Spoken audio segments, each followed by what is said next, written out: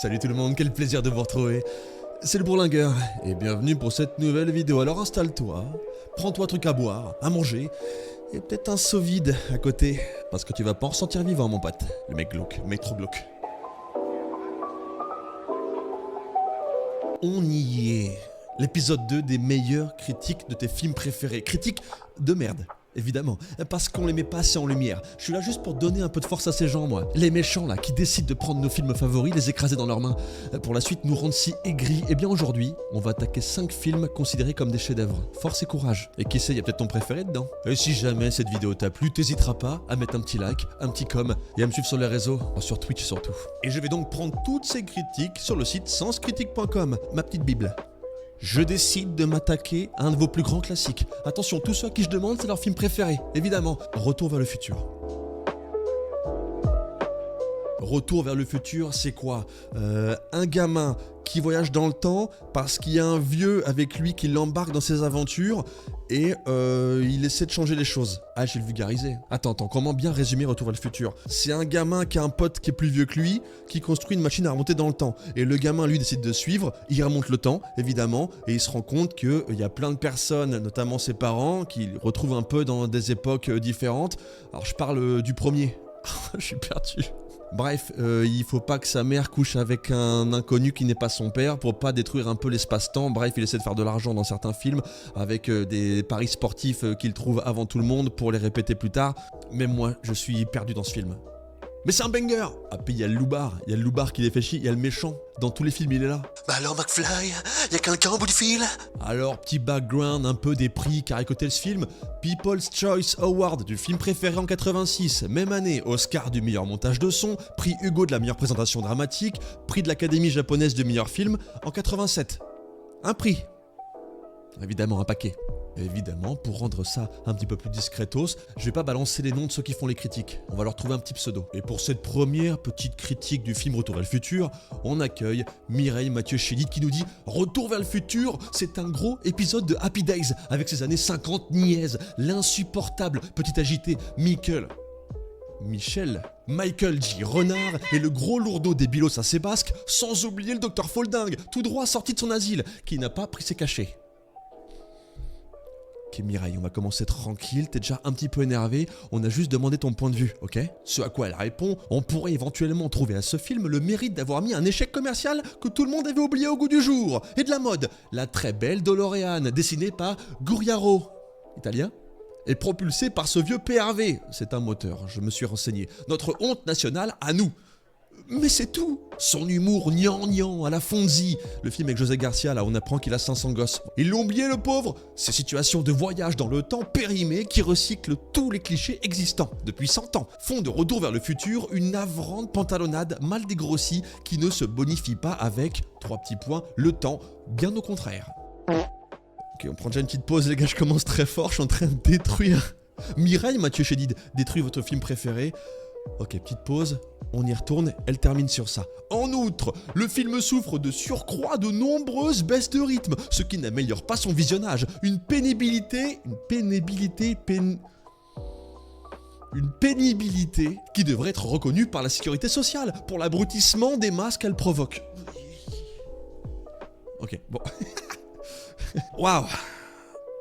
Mireille a frappé fort, pour un début de vidéo, j'aurais peut-être pu essayer de doser un petit peu. Vous êtes fan de Retour vers le futur? Mais je bégaye ce soir, vous êtes fan de Retour vers le futur? Non, personne n'est sa femme, il n'existe pas ce mec. Vous êtes fan de Retour vers le futur? C'est ok, j'aime beaucoup ce film. Il y en a 3 je crois. Ouais, donc ça c'était Mireille qui nous a clairement dit ce qu'elle pensait de ce film. Donc toi, mademoiselle, je te mets un peu de côté, on va enchaîner tout de suite avec un mec encore plus vénère, qui nous dit « Je suis Robert Frizouille et je viens de voir ce film qui semble aujourd'hui enrobé de la précieuse aura de film culte. Certes, c'est un pur produit du marketing qui faisait peut-être mouche en 85, laissant en effet Madeleine de Proust, et qui l'avait découvert ado ou enfant à l'époque. Pour l'heure, j'ai dû prendre quelques notes, tant ça apparaissait directement sointer la propagande. Sointer, transpirer, sointer, voilà, vache. Le mec a fait une liste de courses, il a pris des notes. Plusieurs points. Le premier, le multiple culte de la bagnole, celle du père au début qui représente la liberté du fils, la bagnole a remonté le temps en vitesse pure. Puis recelle du père à la fin qui doit laver le bad guy comme signe de soumission ultime. 2. Une vision bienfaitrice du nucléaire où les applications du plutonium semblent normales en 85, aucun souci ni allusion à la radioactivité. 3. Libyen égale terroriste. 4. 2 pubs directs pour Pepsi Light, comme repère dans le temps. 5. Calvin Klein, cité comme merveilleux. 6. Promo de manger devant la télé, concept encore nouveau à l'époque et contre lequel de nombreux parents avaient des réticences avant de tomber dedans plus que leur progéniture. Moi je bouffe devant ma télé, m'emmerdez pas, j'adore ça. Et ce que je dis est complètement faux, je regarde plus la télé depuis très longtemps, je bouffe devant mon PC, est-ce qu'on peut dire que c'est un peu la même chose ?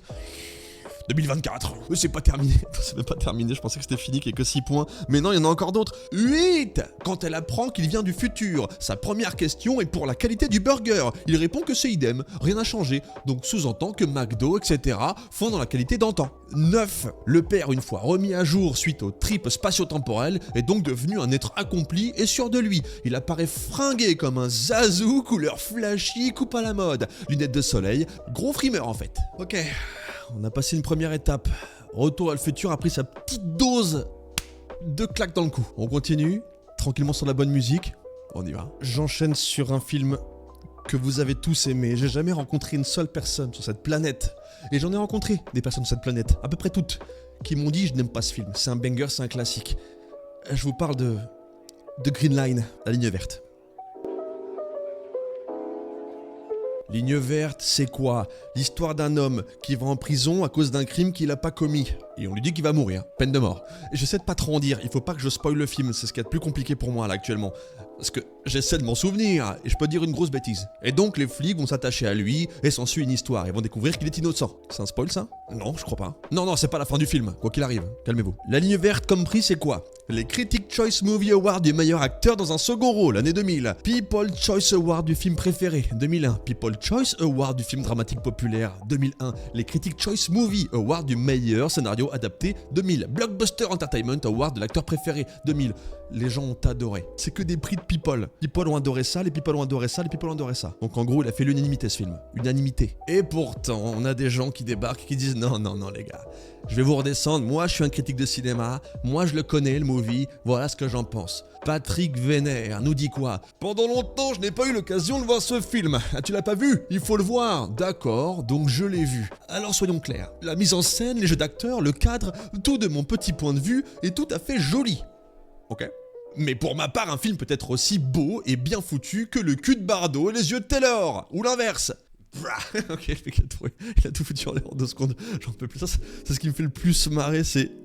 Tu penses que ça va bien se passer ? En même temps, je sais où je vais avec ce concept évidemment, de quoi j'ai l'air. Je me souviens jamais des critiques que j'ai sélectionnées, et c'est une redécouverte. S'il possède un scénario prévisible, tire-larme, manichéen à outrance, cela me suffit pour m'éjecter définitivement de l'image. Tu vas voir, il va lui niquer la souris. Oh, tu vas voir, là, il va tout prendre pour l'autre. Oh bah, tu vas voir, c'est sûr, il va lui en mettre une dans le coin de la gueule. Oh, le mec est en train de dire qu'il peut tout prédire. On peut prédire un peu ce film ou pas ? Peu importe. Tout ce qui peut arriver de pire au personnage dans chaque scène arrivera. Et j'ai eu les boules, car j'adore Tom Hanks. Ah, il a pas terminé. Oh, et le héros, il a des problèmes de santé. Mais l'autre, c'est ma sorcière bien-aimée, donc il va lui soigner le bousin. Donc, Tom, il va l'aimer, mais on sait déjà tous que Coffey n'arrivera pas indemne en générique de fin, donc c'est déjà triste. Ça m'énerve quand le scénar est à ce point prévisible. Il veut tirer les larmes à tout prix, et pourtant j'ai chialé pendant les 15 premières minutes de là-haut. Donc je sais que j'ai la larme facile. Là-haut, on n'en parlera pas, mais il y a 2 parties dans là-haut. Une sublime et la deuxième partie qui a chier. Pardon, là-haut, voilà. Mention plus tout de même sur le plan où on voit John Coffey, les fillettes dans les bras. Il est tellement grand, elles sont minuscules dans ses bras. Cette scène m'a retourné le ciboulot, m'a prise à l'estomac. D'ailleurs, c'est le seul passage où j'éprouve de l'empathie pour le Gugus. Je me suis dit, bah lui, il est pas dans la panade. Bon voilà, Bernard Vénère a fait sa petite critique, elle est pas si vénère que ça va, il a juste pas aimé, il essaie de dire pourquoi, et ça, on peut l'accepter. Il faut respecter le choix de chacun, les goûts de chacun. En revanche, on en a un second qui débarque, et lui, il a des choses à dire. Alors on a Sam Vénère qui nous dit « Je n'ai pas compris l'engouement pour ce film interminable. Ça dégouline de partout, de bons sentiments, bas de gamme. C'est larmoyant, sans jamais être profond, c'est niais, c'est long, si long !» Et surtout, c'est d'un manichéisme à faire pâlir n'importe quel dessin animé de Disney. Manichéisme, définition. L'un des deux méchants, un des prisonniers et un des gardiens sont bêtes, faibles, pervers, lâches, sadiques, violents, petits et moches. Calme-toi, Sam, calme-toi. Bon, pour le coup, il a vachement bien accroché au film, là. Les gentils, eux, sont bien tout le contraire. C'est vraiment des mecs bien, bons, c'est vrai. Il leur arrive de faire des misères pas très jolies aux méchants. Mais c'est des méchants, donc c'est normal. En tout cas, c'est toujours présenté dans le film comme étant normal. Sans compter qu'un des thèmes du film est la critique de la peine de mort. Mais le scénario est d'une telle incohérence qu'il présentera comme parfaitement légitime qu'un des méchants se fasse tirer dessus et tuer alors qu'il est sans défense. Mais bon, il semble évident que ce n'est pas le genre de film qui demande au spectateur de brancher son cerveau. Seul point positif, ok, dans ce désastre généralisé, la ligne verte a révélé un talent de l'excellent Sam Rockwell. Ça me vénère, Sam Rockwell, je comprends mieux. Mais ça ne suffira pas à sauver le film. Ça va, t'as encore envie? On va passer au prochain. Tu tiens le coup? Ok, ce qui s'apprête à venir là, on va s'amuser, sourire, l'interpréter, passer un bon moment, mais ça va me blesser. Et je serai sûrement pas le seul. Donc on va prendre sur nous et continuer de profiter de cette vidéo. Eh bien oui, parce qu'on s'attaque à l'un de mes Disney préférés, l'un des premiers que j'ai vu de ma vie, Le Roi Lion. Timon! Alors Le Roi Lion, c'est l'histoire de quoi? C'est la première fois qu'on voit un personnage de Disney mort à l'écran. C'est pas un spoil ça? Non, Le Roi Lion, au bout d'un moment, faut le regarder les gars, c'est bon.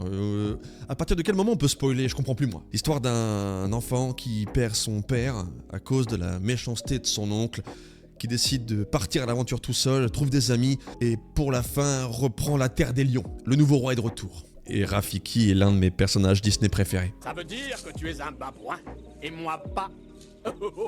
Avec Adam de la Halle, pas du Roi Lion. Enfin, si tu vois qui c'est ou pas. Personne connaît Adam de la Halle, normalement.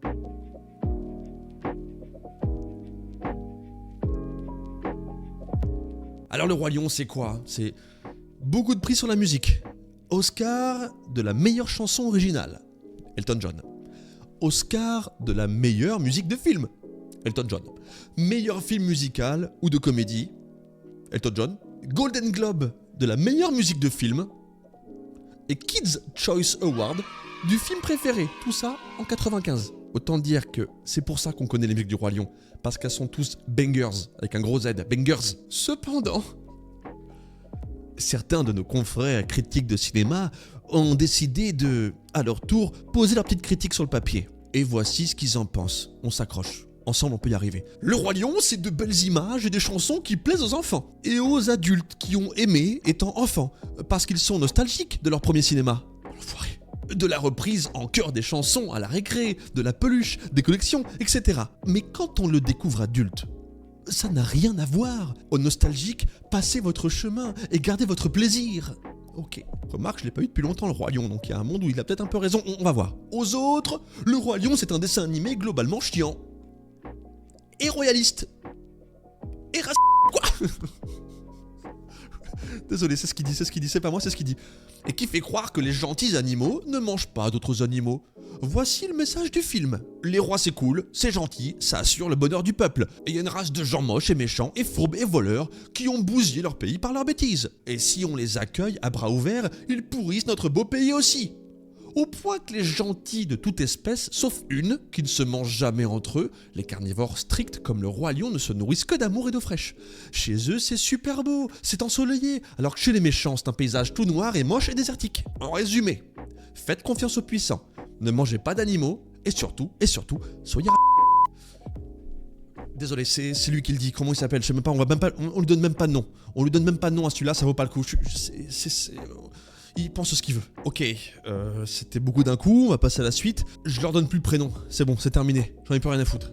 Allez, on continue, c'est Joseph Lecon qui nous dit « Le Roi Léo, pardon, non, Le Roi Lion fut une étape très intéressante dans le parcours Disney. Premièrement parce qu'il marque le début de la fin de la démarche du studio. Oui, parce que je crois que c'était surtout pour faire le deuil de Walt Disney, Le Roi Lion. C'est un message symbolique pour lui. Raconter des histoires aux gosses en flirtant avec le monde adulte. Certes, le studio, au fond, n'est pas très inventif. Ce sont toujours ou presque des adaptations de contes ou légendes, des mythes, même Fantasia. L'une de leurs plus grandes réussites se contente de reprendre des musiques très connues. Oui, on parle du Roi Lion, on fait un effort. Tout cela pour dire à quel point il est navrant de voir les décideurs Disney pomper l'œuvre de Tezuka pour pondre ce film, duquel d'ailleurs ils ont même repris le titre, le saligo. Alors oui, un truc qui se dit qui paraît que le Roi Lion vient d'un conte japonais qui existait déjà. J'ai pas vu l'original, je veux bien le croire. Après, est-ce que je m'en fous? Oui, en vrai je m'en tape. Pas touche à Pumba, c'est tout. Relaxe-toi, petit, je ne vais pas te manger. Et comme ils n'ont visiblement pas envie de bosser, ils vous torchent une histoire de roi des animaux dont l'héritier est menacé par... un vilain de la famille qui se prend une tôle à la fin. Bah oui, bravo. Quelle est donc la marque de votre boule de cristal? Même les talents du studio peuvent exprimer autrement, par l'animation, les couleurs, cette vie incroyable qu'il arrive à insuffler dans le moindre mouvement des animaux. Cette chanson vieillotte, mais symphonique, pendant lesquelles ils arrivent à faire danser des ours ballots ou des hippopotames. Y a pas d'ours dans le Roi Lion, calme-toi tout de suite par contre. C'est pas Livre de la jungle ici, c'est le Roi Lion mon pote. Il mélange tout lui aussi. Oh là, on nage en pleine soupe locale, qui ne vaut pas plus moins que toutes les autres. Et l'animation est juste foireuse, sur de nombreux points. Les dessins ne dépassent pas le niveau de ce qu'ils avaient fait avant, ce qui me semble être quand même une sacrée régression. Je me rends plus compte, je suis trop nostalgique de le film. Putain, je me rends pas compte moi si les dessins sont bien ou pas. Non, ils sont bien. Mate Pumba. Il a que Pumba en bouche. Mate Pumba, il est incroyable. Oh, merci. Les financiers auraient-ils commencé à prendre les rênes de la boîte? Pour la petite question ouverte comme ça, c'est Black Mirror le truc. Putain, il a dit les termes, ça y est. Ok les gars, on arrive à avancer un petit peu. Le Roi Lion s'est fait, c'était pas facile. J'ai pas trouvé les critiques énervées. Enfin, je les ai pas trouvées genre si injustes que ça. En vrai, j'écoute, j'entends. Bon, à part le mec qui est parti sur un délire, on va le laisser de côté celui-là, mais est-ce qu'il a tort ou raison, c'est pas mon problème. L'important c'est de s'amuser. Je me suis amusé là? Allez, on respire, on continue. On passe au prochain film. On va parler d'un film qui pour moi compte beaucoup, qui a vachement joué dans ma vie, dans toute ma culture populaire, cinématographique, ma créativité, quand j'étais gosse, tout plein de choses, ouais. On y est, il fallait le faire. Alors les puristes, accrochez-vous. Le Seigneur des Anneaux. Le Seigneur des Anneaux, qu'est-ce que c'est? Je vulgarise. C'est un gamin qui trouve un anneau dans une terre où il abrite plein de gens, plein de races de créatures différentes qui vivent en harmonie, mais il y a le grand méchant qui recherche son anneau et le petit gentil va devoir aller le détruire. Et il fait donc une grande aventure avec plein de copains autour de lui. J'ai bien vulgarisé, je crois. C'est peut-être un peu trop vulgarisé, non? J'adore ce film, ok? Alors, le Seigneur des Anneaux, en termes de prix, c'est quoi? Le Retour du Roi, notamment dans la trilogie, parce qu'il y a 3 Seigneurs des Anneaux. Il y a les 3 Hobbits après derrière et une série Amazon, on va parler du Seigneur des Anneaux. Le Retour du Roi fait partie des films qui ont reçu le plus d'Oscars lors d'une même cérémonie, à égalité, accrochez-vous, avec les films Ben-Hur en 59 et Titanic en 97. Chacun des 3 films a également remporté le prix Hugo du meilleur film et le Saturn Award du meilleur film fantastique.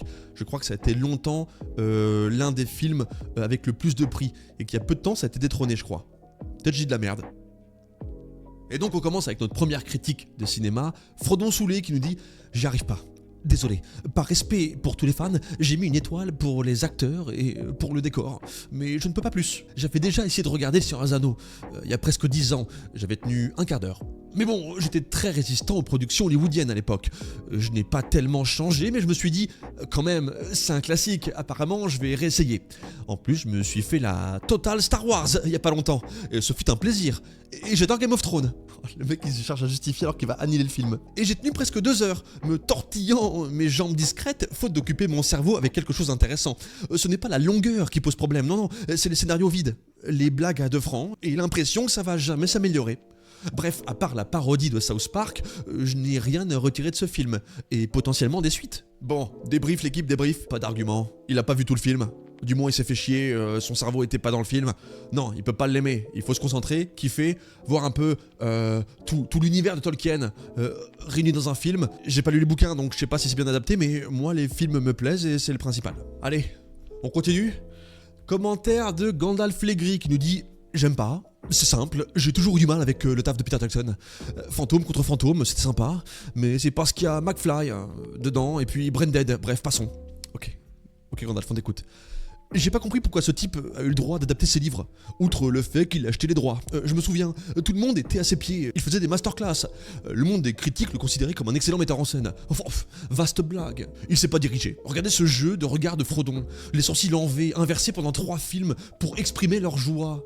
Soucis, stress, compassion, révolte, colère, bref, toute émotion. Yo Leja, my man, tu vas nous faire le tristesse et après t'enchaînes avec le dépit, ok? Oui, je fronce les sourcils quoi. Heureusement qu'il y a 2-3 acteurs de sa troupe qui ont du bagage pour pouvoir se débrouiller sans indication de sa part. Par contre pour les autres, 3 petits points. Non mais c'est vrai par exemple, on s'est tous emballés pour cette scène de bataille dans les 2 tours. De toute façon, je comprends jamais les batailles dans les films. C'est tout le temps le bordel. Ben là pareil, mais en mou. Ah sauf dans le 3e. Là j'ai pu suivre le déroulement de la dernière bataille. Un peu. Mais qu'est-ce que c'est mière, tout le temps, ça dégouline, c'est gluant, ça colle au doigt. Bon bah voilà, Gandalf l'aigri, qu'est-ce que tu veux que je te dise moi Merci pour ta critique. Allez, on y est presque. J'aime trop ce format de vidéo critique percutant, assez rapide. Tu consommes ça chez toi, après bouffer, comme ça tu t'endors, le cœur léger. C'est faux, évidemment, tu t'endors en colère. Et c'est ça qu'on veut. On passe à notre dernier film. Moi je l'ai pas vu. Ça fait partie de ma liste de classiques à regarder. Pour vous dire à quel point je fais que des classiques. Donc je vais vous lire le synopsis et après on en parle ensemble. Ouais, je vais parler de Seven. Seven, ça parle de quoi? Je fais genre je m'y connais. Peu avant sa retraite, l'inspecteur William Somerset, un flic désabusé, est chargé de faire équipe avec un jeune idéaliste, David Mills. Ils enquêtent tout d'abord sur le meurtre d'un homme obèse que son assassin a obligé à manger jusqu'à ce que mort s'ensuive. L'enquête vient à peine de commencer qu'un 2e crime, tout aussi macabre, est commis. Puis un 3e. Petit à petit, les 2 policiers font le lien entre tous ces assassinats. Alors les prix de ce film, qui sont énormissime, c'est quoi? Fantasporto 96, prix du meilleur film et du meilleur scénario. Saturn Award, une fois de plus, 96, prix du meilleur scénario et du meilleur maquillage. MTV Movie Award 96, prix du meilleur film et des meilleurs méchants. Kevin Spacey, on t'embrasse. Oshi Film Award en 96, prix du meilleur film étranger, prix du meilleur film étranger pour les Blue Ribbon Awards. Empire Award, prix du meilleur film et du meilleur acteur, Morgan Freeman. Tout ça en 96-97. Bim, le Roi Lion, t'es où là? T'es où? T'es nulle part. Voilà, c'est Seven qu'on voulait voir. Mais il y a, comme vous le savez, néanmoins des gens qui n'ont pas du tout aimé ce film et qui vont nous le partager tout de suite. Alors, Tom Cruise nous dit peut-être un spoiler. Donc, si jamais tu veux pas te spoiler, t'avances un peu la vidéo et et dans la miniature, quand tu passeras ta souris, je te ferai des gros mouvements de bras pour dire que c'est bon, d'accord? Ok, passe tranquille, attends mon mouvement de bras. Spoil! Tom Cruise nous dit plus surestimé, tu meurs. En gros, le film nous explique que le monde va tellement mal qu'il n'est pas étonnant que des redresseurs de tort viennent foutre le bordel. On a le droit, en aparté, à tous les clichés de l'Amérique réac. Les avocats sont tous des salauds, les criminels sont chouchoutés en prison, les clients de sex shop, surtout, sont des tarés. Il y a un truc à se reprocher, Tom, c'est... Pourquoi surtout? Tout cela se complaît dans le glauque et le bavardage. Le scénario, pour sa part, contient au moins 2 énormes faiblesses. La découverte miraculeuse, de l'adresse du tueur, et surtout le rôle joué par Gwyneth Paltrow, dont il est aisé de comprendre qu'en la rendant si voyante, il va finir par lui arriver malheur. Quant à la scène finale, bravo à Freeman qui ouvre un colis qui pourrait être une bombe avec un canif. Elle est aussi interminable que téléphonée. À sauver la direction d'acteur, Brad Pitt est excellent, et une bonne scène de poursuite, sinon beauf. Bon, moi j'ai pas vu le film, bon, il a spoilé un truc, j'en suis désolé, mais je crois qu'au bout d'un moment, 96 les gars, on est en 2024, commencez à vous bouger un peu pour voir le film, hein, parce que ceux qui disent « Oh non, attends, spoil pas, je l'ai pas vu », bon, il y a 20 piges que le film est sorti quand même. Attendez, c'est sûr, j'ai fait une erreur de calcul, donc je vais calculer, ça fait 28 ans qu'il est sorti, on se bouge un petit peu, hein. On passe à la dernière critique de cette vidéo sur ce film considéré comme classique. Oui, les amis, Kevin Salé nous dit que, après avoir subi les 2 heures et quelques de Seven, j'avoue mon immense déception. Après tous les commentaires élogieux que j'ai pu entendre au sujet de ce film, 2 heures passées à régler le son entre les musiques trop fortes et les dialogues pas assez forts. 2 heures passées à suivre cette histoire dans un monde tellement sombre qu'il en devient caricatural. 2 heures à attendre le début du dénouement improbable. Détective! Fais des petites blagues, fais des petites vannes. J'aime bien ça. Bon, certes, je dois l'avouer, l'image est de qualité. Certains travelling sont très beaux. Les images de film sont des photographies qu'on déroule une à une. Il est impossible d'avoir un seul indice quant au sujet de l'assassin. Ce qui enlève donc à mon sens Seven du genre policier. Ok, lui s'y connaît. On pourra aussi dire que le film met très mal à l'aise. Ce que certains peuvent considérer comme un point fort. Pas pour moi. Avec une bande son se rapprochant des griffes d'un chat sur un tableau noir, c'est tout de même assez facile. Tout est glauque, de la lumière au son. Même la relation de Pitt et de Paltrow ne déroge pas à la règle et ne donne pas vraiment l'impression qu'un amour profond les unit. Quelle ambiance malsaine! Je préférerais celle qu'on peut ressentir dans Édouard aux mains d'argent, où Tim Burton savait faire ressentir le malsain malgré un déluge de couleurs et de lumière. Et la fin, 2 avis s'affrontent ici. Est-elle géniale ou est-elle stupide? Je penche pour la 2e option. Je n'avais jusqu'ici entendu que des critiques positives sur Seven, voire même dithyrambiques. Personnellement, je n'ai pas accroché et j'ai même plutôt grincé des dents en subissant la bande-son. Non, je n'ai pas aimé Seven. Les amis, c'est la fin. J'espère que t'aimes ce petit concept de vidéo. Moi, je prends un petit plaisir coupable à lire ces petits commentaires qui me donnent des frissons. Et j'espère que vous aussi. N'oubliez pas, tout ça, c'est que du divertissement. On est là que pour kiffer. Alors, leurs commentaires, ils se les gardent et nous, on kiffe nos films. N'hésite pas à mettre en commentaire les prochains films que t'aimerais voir. Si c'est des gros bangers, je le fais sans problème. En attendant tout le monde, moi je file, on se retrouve 5 fois par semaine sur Twitch, l'adresse dans la bio, n'hésite pas à nous rejoindre et kiffe, tu likes, tu commandes, oh tu connais tout ça, je vais pas t'apprendre YouTube, attends tu déconnes, tu connais ça depuis longtemps maintenant. On se voit plus tard, c'était le Bourlingueur, ton serviteur. Ciao tout le monde.